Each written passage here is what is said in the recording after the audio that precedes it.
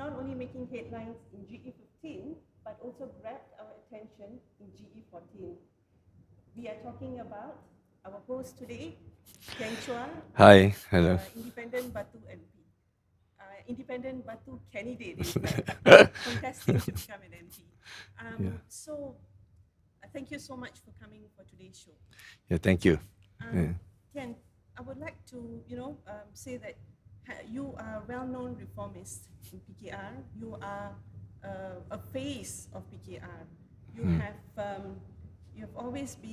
have been in prison, in and out of prison, charged under ISA, and at one time you were also convicted for biting a policeman, even though you have maintained your innocence. Yeah. You are a brand of your own. People know you wherever you go. You are well known, but you have always done this under the PKR ticket. Before I dive further into this, if I could just sidetrack you a bit on the functions of an MP and a state assembly person. Yeah. The reason is because Kuala Lumpur, there is Yeah. no state assembly, Yes. and the MPs would play two roles, Yeah. as an MP and also as a state assembly person.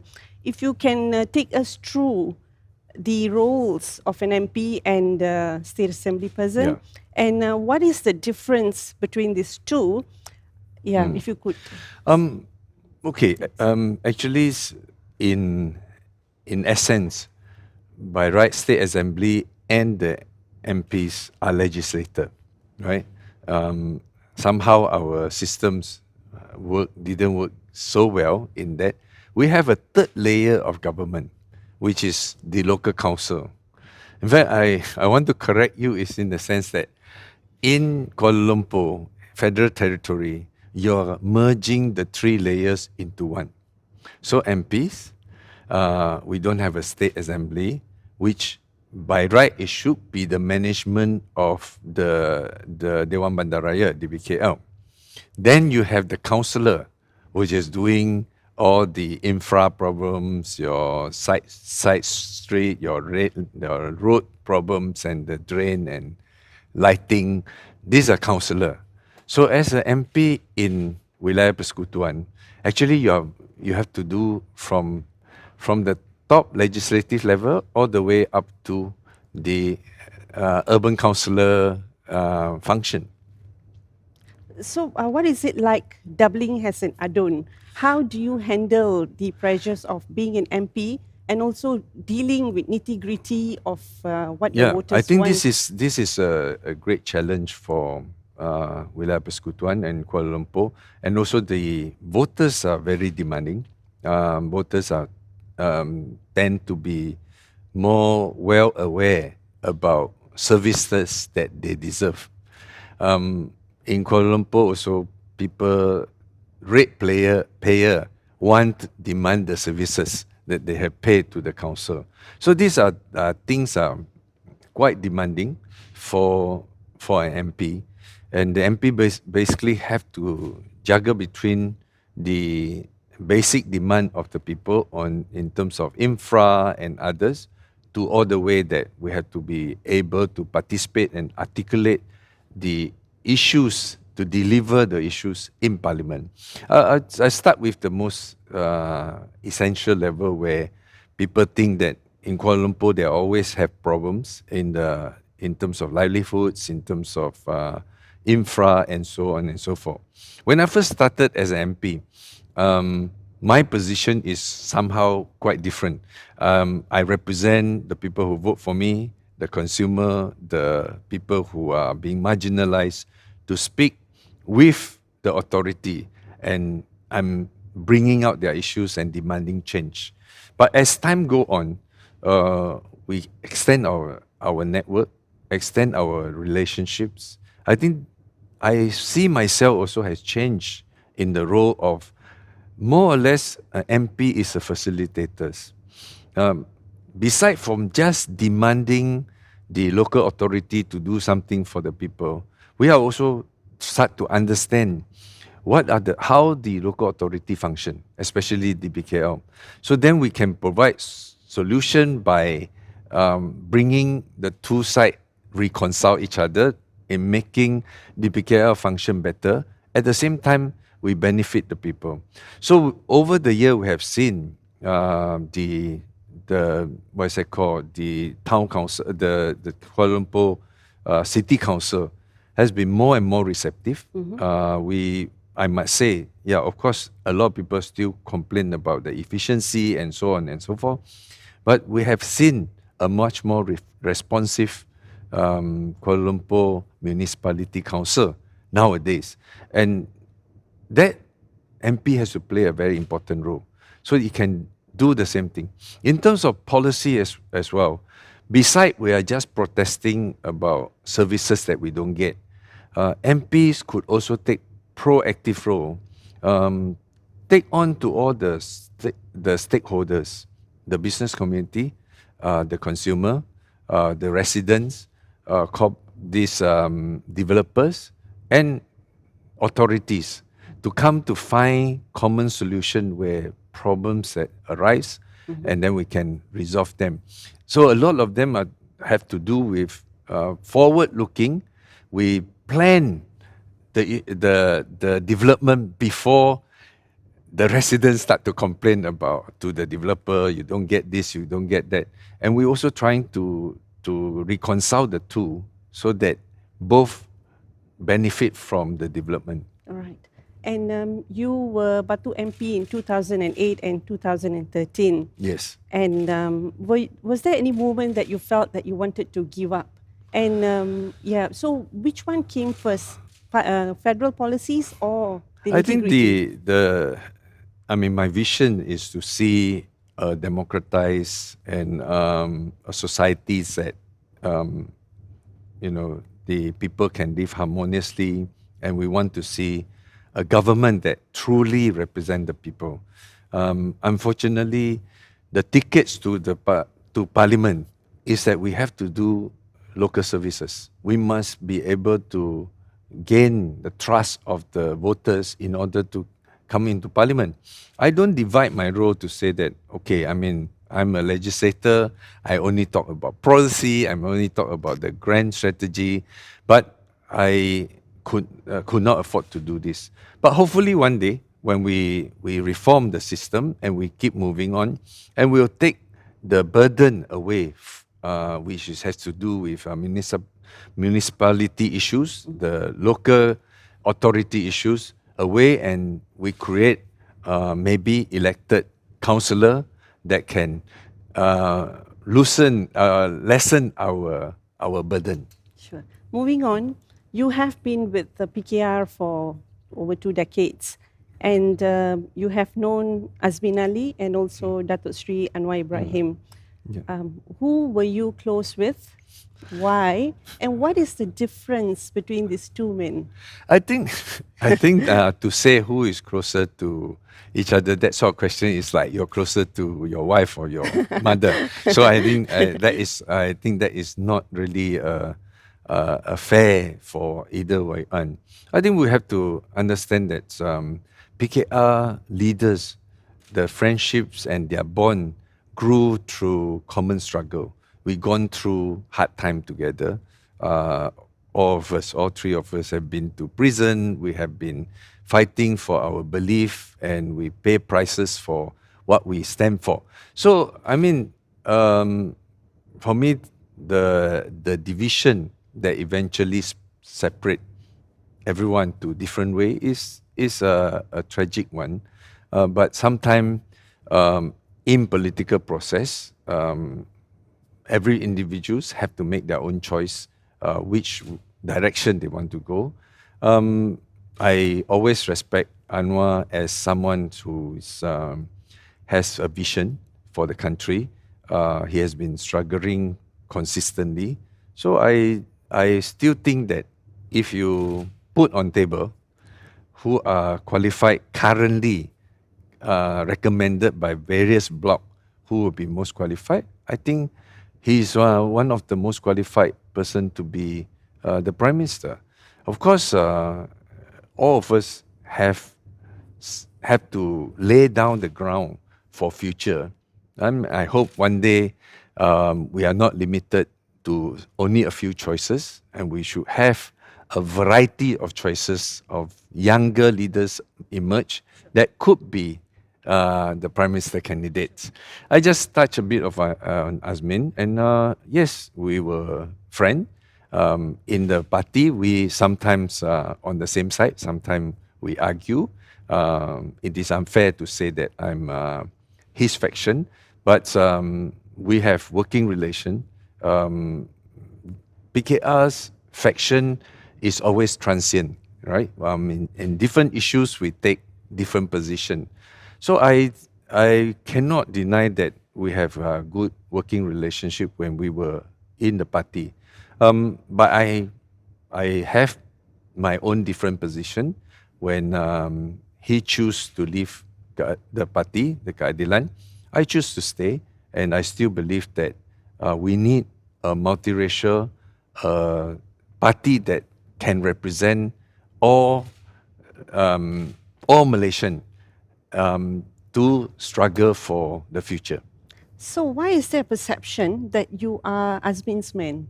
I think that is probably media shortcuts that trying to say I am my own man. I'm Tian Chua, and I'm close to. Some people say I'm very close to Wan Aziza because I served her as president for longest time. Actually, more than Anwar as president. I was close to Nuriza. I was close to various. Even people who say I'm not friendly with Rafizi, just only because of this election. But I'm close to Rafizi's when he emerged as a new star in Keadilan, and definitely people also know that last party election I supported fully on Saifuddin.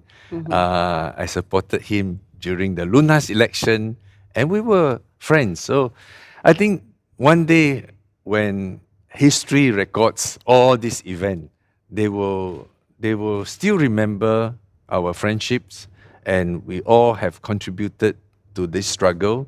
And maybe we have take a final concluding roads in a different way, but we cannot deny all of us has contributed to the history of the struggle. Sure. And what do you think of Sheraton move? Do you think it was wrong? Do you think it was needed? I already stated by my action, I didn't join. And in fact, a lot of people have a perception that I was in Sheraton. I wasn't there.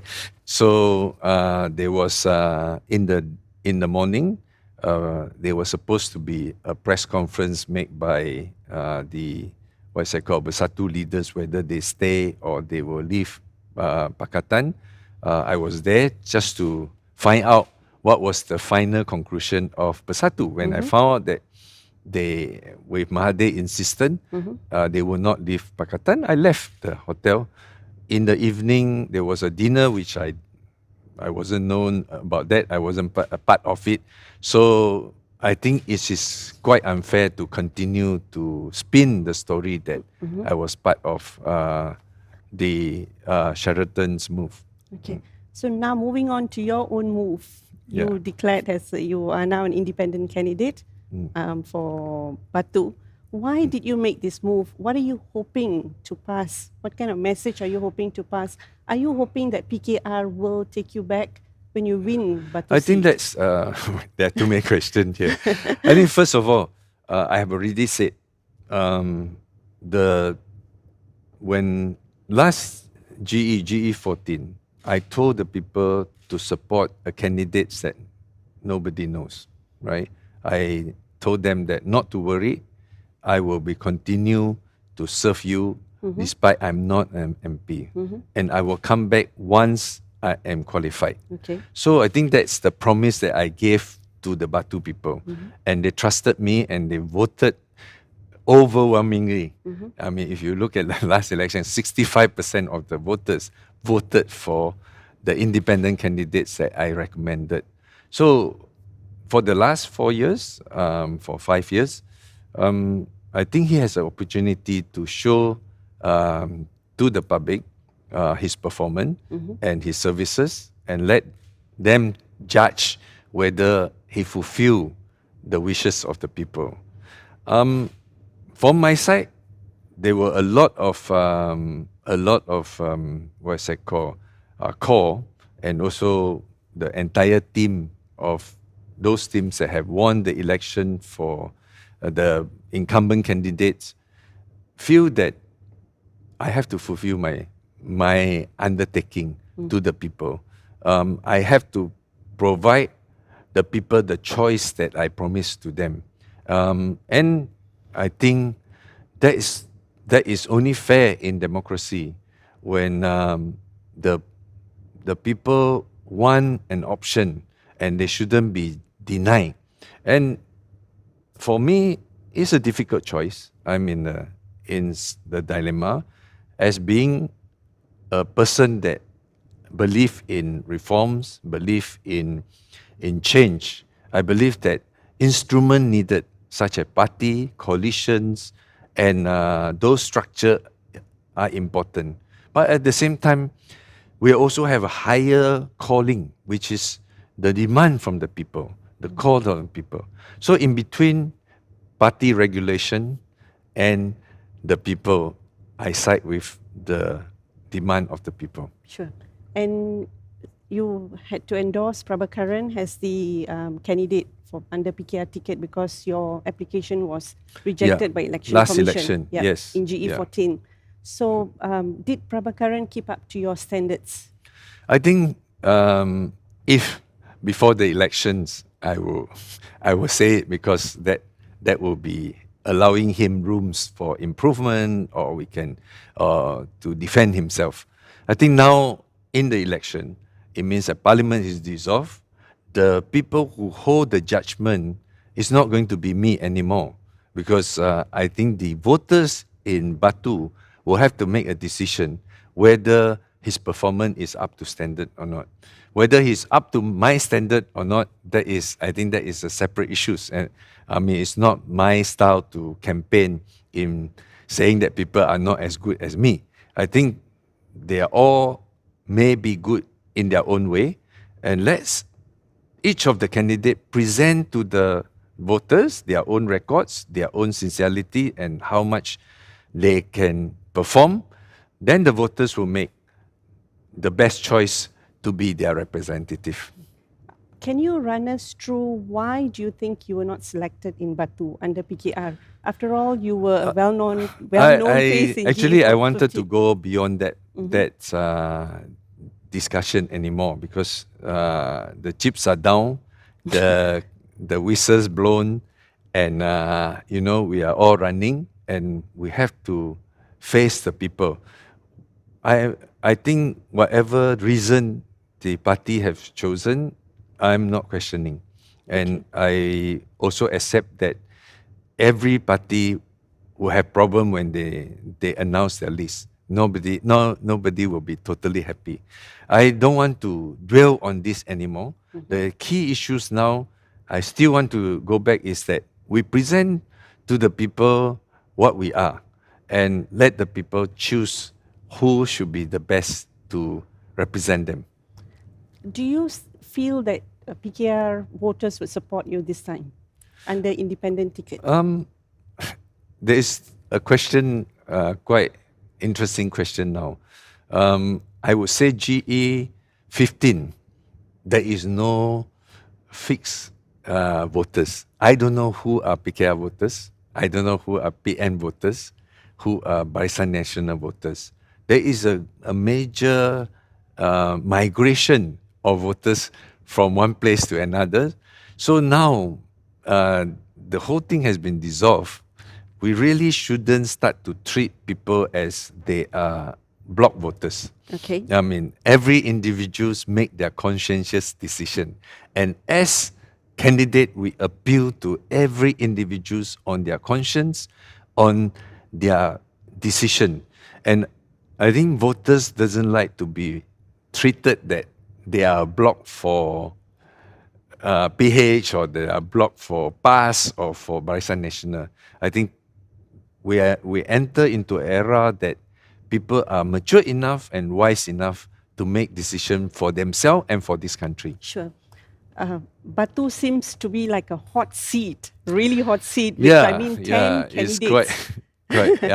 Batu create record Yeah, again. you're right. Yeah. So why do you think there are 10 candidates? What has attracted them to Batu? I think, well, okay, independent candidates are everywhere. I mean, this town, I think there's no place that have less than 4 corner fight, right? So Sure. maybe it's a sign of democracy. It's a sign that you know, 1,000 flower bloom blossom that to celebrate the new embrace freedom of Malaysia. And it's a good sign that people are excited with politics. I think 2 months ago, people say, "Oh, we don't even want to vote. We are fed up with politics." But suddenly, you see Why all is that this so? Why great do you think the interest has come in? You know, when the choice are not present to you, you may not feel that you are responsible for making decision. So people will say, "Well, we have bigger things to do. We have work to do. We have family to take care of." So that you're not thinking. But now, the option is open. So I think a lot of people wanted to participate. I will welcome all this as a good thing.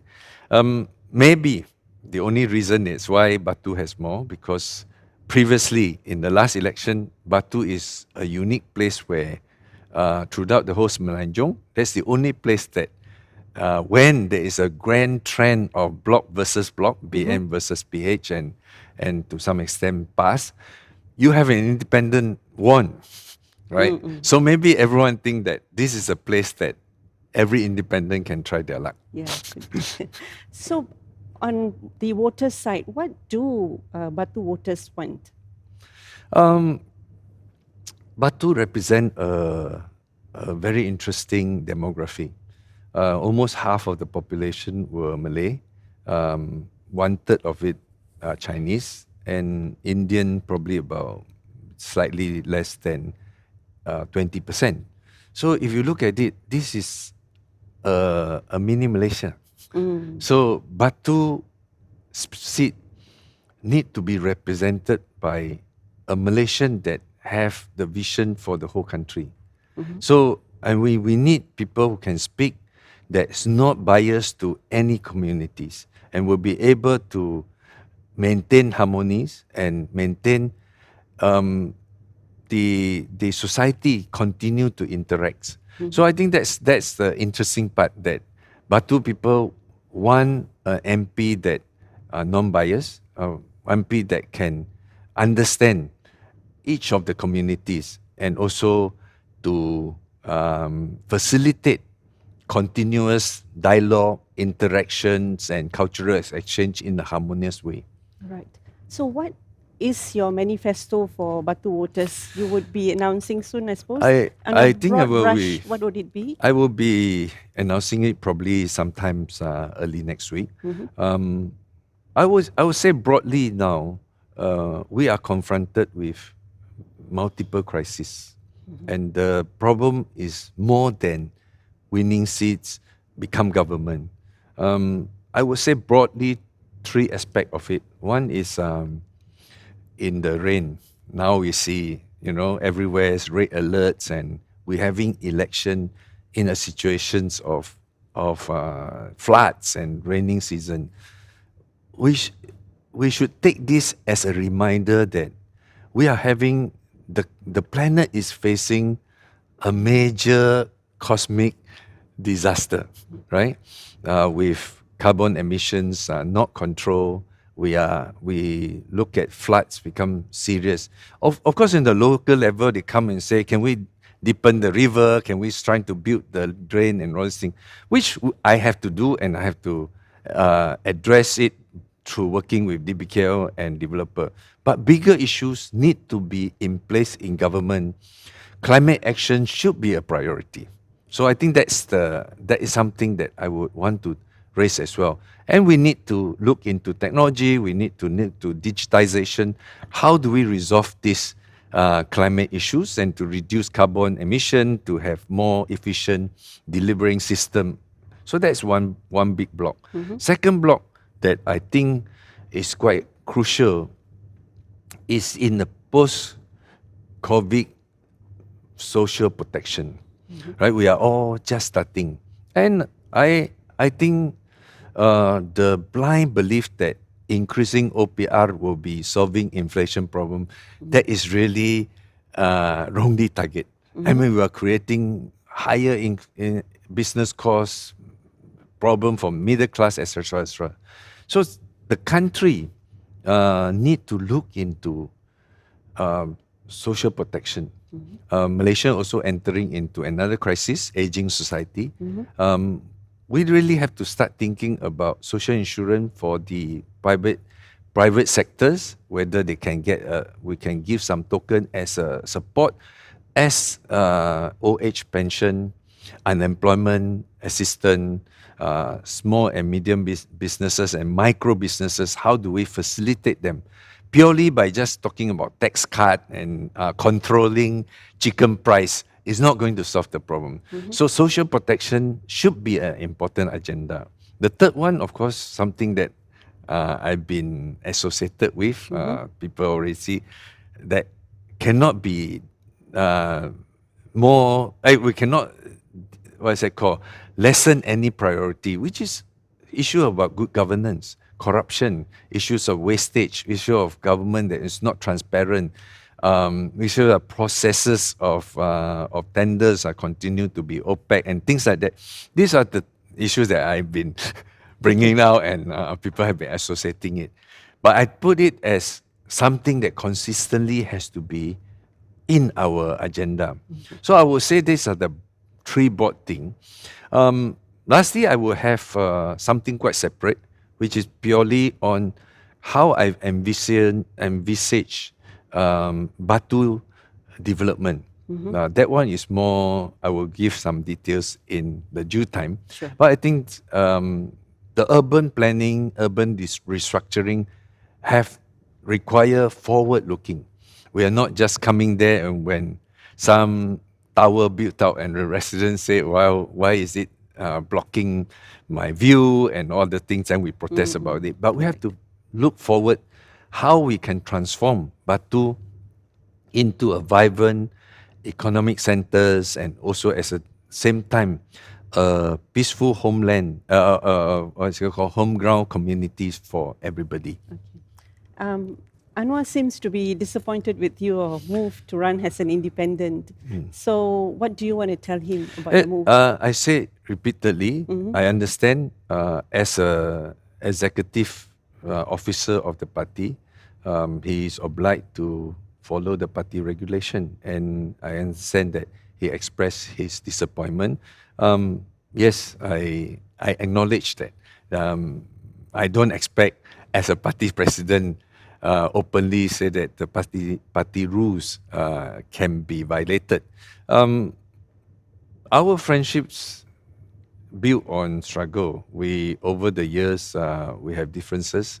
We argue sometimes, quite hardly clash. But ultimately, I believe that our goal to build a better Malaysia is the same. So, my friends in different political parties or different position, I would respect them. They can take different position, but as long as we are still striving towards the same goal, I'm all right. Do you think PKR has any future in G15? Has a party, is there a future? Every party has a future. And in the age of democracy now, multi-party democracy, I think every party has a place in Malaysian political landscape. The key issues has always been advocating that how do party come together by not insisting dogmatic representation of their own ideology. Okay. If everyone just say only them should be the right one, then we will have clash all the time. But it is quite important in a multiracial, pluralistic society. Every political party that claim to represent people shouldn't be just thinking on the segment of what they represent, but will be able to sit down to trying to negotiate and facilitate what's the future for everybody. So I think coalition politics is going to be the trend in the future. And coalitions is not just purely to gather enough seats in order to go to the Agong and become Prime Minister. I think coalition is also a process of nation building where the ruling party or whoever gathered together respect each other, knowing that certain ideas or certain political position have a place in this country, and we have to try to negotiate and find how do we reach a point that we can mutually work together and benefit the nation. So I think coalition to me is not just a formula of forming government, but coalition should be a philosophy of governance. Sure. And with so many candidates contesting this time around, who do you think is likely to be or emerge as a winner? How do you think voters will react to this? As a candidate, of course, I hope that I emerge as a winner. But I welcome, as I said, I welcome everyone's to come in and express their view, fully participate and in this very colorful festival of democracy. I think that's a good thing. The only thing is, I would say, to all of them, if they want to serve the community, I think Batu people will be very welcoming, right? The only thing is, if you want to stay, you have to stay and continue despite you lose. Sure. That is something that different, because from 2004, I stood in Batu and I lost miserably. I lost about 10,000 majority to the Barisan Nasional. But I had an office there. I continued to do casework. I continued to be attending social function locally. I built friendship with people who today I seen them from young to old and from kids to become voters now, right? So I grew together with the community. So whoever want to step foot and become the representative of the people must make that commitment. They will stay and live with the community. So what do you think youths who are voting for the first time, what do they want? I think this is the first time we give them such right. Maybe they haven't make up their mind what they want to do, but it's okay.